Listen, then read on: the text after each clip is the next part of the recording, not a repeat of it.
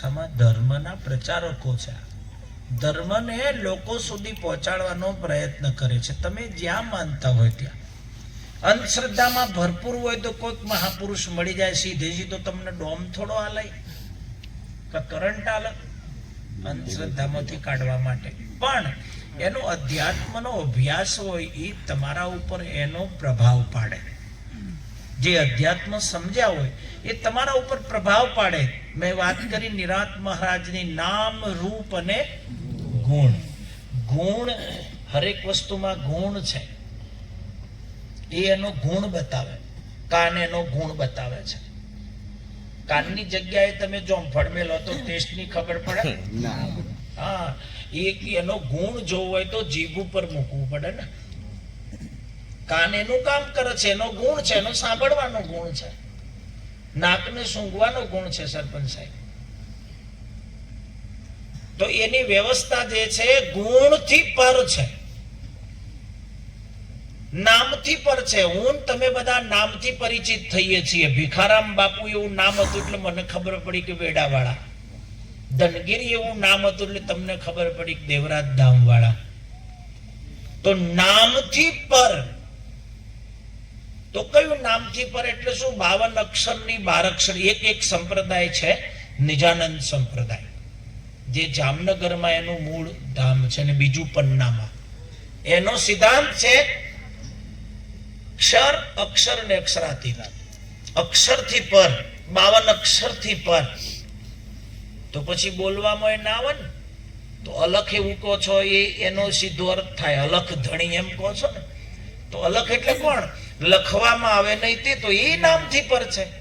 તો ઝઘડા ના છે. અલગ ધણી વાળા આવ્યો તો આખી રાત કાતરીઓ મારું છે લોકો કે પેલું આવ્યો ને એટલે મારે સેટિંગ ના આવ્યું. એટલે વાતમાં તો સેટિંગ છે યાર.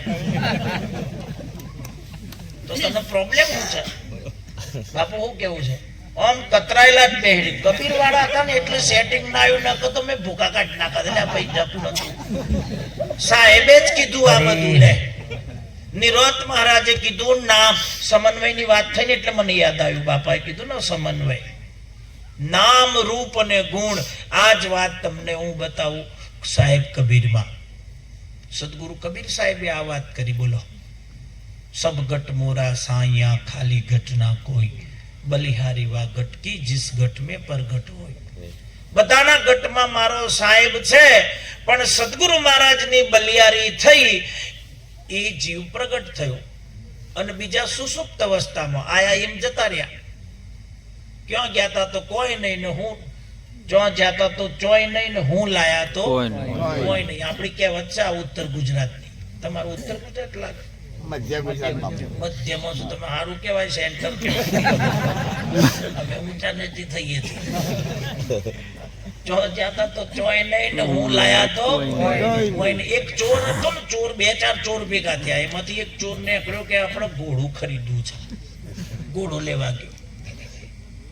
તો એને ચોરને તો ખરીદવાની જરૂર પડે ને, બાપુ એને ડાયરેક્ટ ઉઠાઈ લીધું.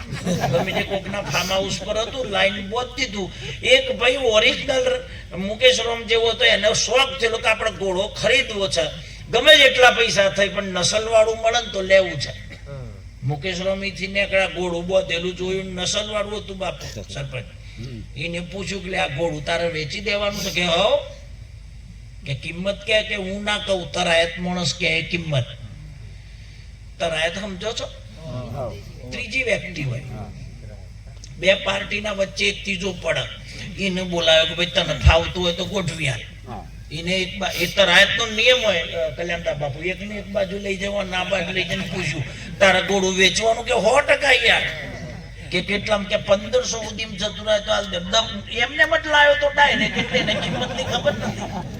આપણને એવું થયું છે આ દેહની કિંમતની ખબર નથી ને એટલે ભાત નો ધતિંગ કરીએ છીએ આપણે. વાહ ભાઈ વાહ.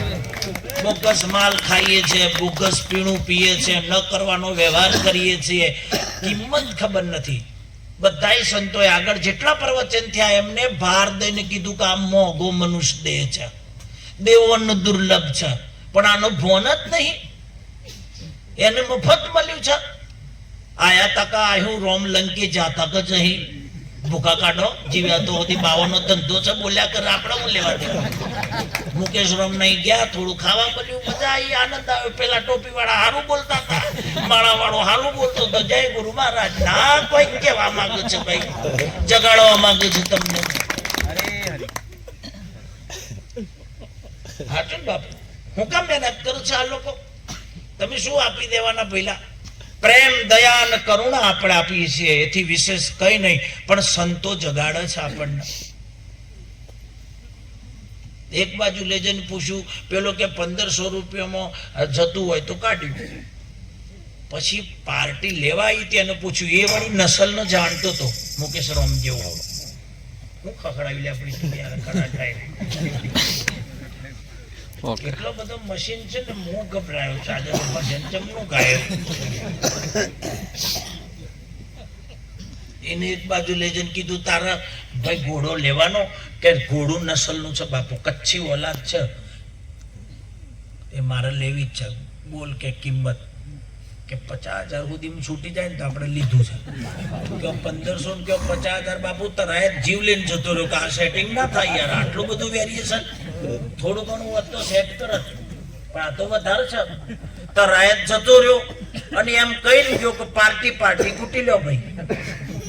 પછી બે પાર્ટીઓ ગલમથલ કરી કે ભાઈ પેલો તો જતો રહ્યો, આપણે વ્યવહાર કરીએ. પણ પેલો હોશિયાર હતો કે એક રાઉન્ડ મારું પછી કિંમત કરીએ. પેગડામાં પગ ગાલ્યો, પણ બાપુ થરા બાજુની મોજડી પહેરેલી હતી ને, મોજડી થળાની બહુ પ્રખ્યાત છે બનાસકાંઠા. આવી જાડી મોજડી બાપુ પેગડામાં જઈ જ ના. અને કીધું મોજડી કાઢીને પેલા ના લી કે તું આ મોજડી હાચવ, હું રાઉન્ડ મારું. પીપળો ધોધી દેખાયો. પછી તો આમ કરીને જોયું, પણ બાપુ રપુ ચક્કર થઈ ગયો, બારિયા થઈને જોજ બાજુ ને હરી ગયો, પાછો વળ્યો જ નહીં પેલો. અને પછી કંટાળ્યો બાપુ, તે બાફેલી બાજરી જેવું મોટું થઈ ગયું, ઘોડું તો જતું રહ્યું. અને પેલી જોતરી ઉપર મોજડી મૂકી અને હુઈ ગયો. હવારમાં દાંતન કરતો તો તરાયત નીકળ્યો, ઘોડું ના જોયું એટલે મને ઈચ્છા થઈ કે ઘોડાની કિંમત થઈ ગઈ લાગે છે, પૂછી તો લઈએ. ચમનો મેળ આવ્યો એટલે આને નજીક જઈને કીધું કે ઘોડું જ્યું? તો કે જ્યું. કે ચમચમ જ્યું? કે આવ્યું તું એમ જ જ્યું. ખાડો મેલીને જો આ જોતરી પર પડ્યો, ઘોડું તો જેમ હતું એમ જ જ્યું. આયા ટાઈમ જતા રહો યાર. બાલાપણ તારો રમતમાં ગયો, જવાની તારી જાળવી ન જોણી, અને ગઢપણ આવ્યું પછી માળા ફેરવી, ત્રણે અવસ્થાઓ ફેલ થઈ. તો મેળવ્યું શું? આ મેરાવડા કેમ મુકેશ રામને ફરી તાળીઓથી વધાવો, એની ટીમને વધાવો સાહેબ. આ ગામ એરંડી ગામને વધાવો જબરજસ્ત તાળીઓથી. આવો સુંદર મેરાવડો કરવાનું મુખ્ય કારણ છે, મારા આગણે જે જનતા જનાર્દન આવે એને આ સંતો ક્યાંક અનુભવની વાત બોલી જાય અને કોઈકના જીવનમાં ઉજાસ અજવાળું થઈ જાય. દેવાયત પંડિત જેવા મહાપુરુષોએ સમન્વય કર્યો છે. સંપ્રદાયની વાત કરતા હતા ને, આ દુનિયામાં 3.5 ભારતમાં એકલા 3.5 પંથ છે.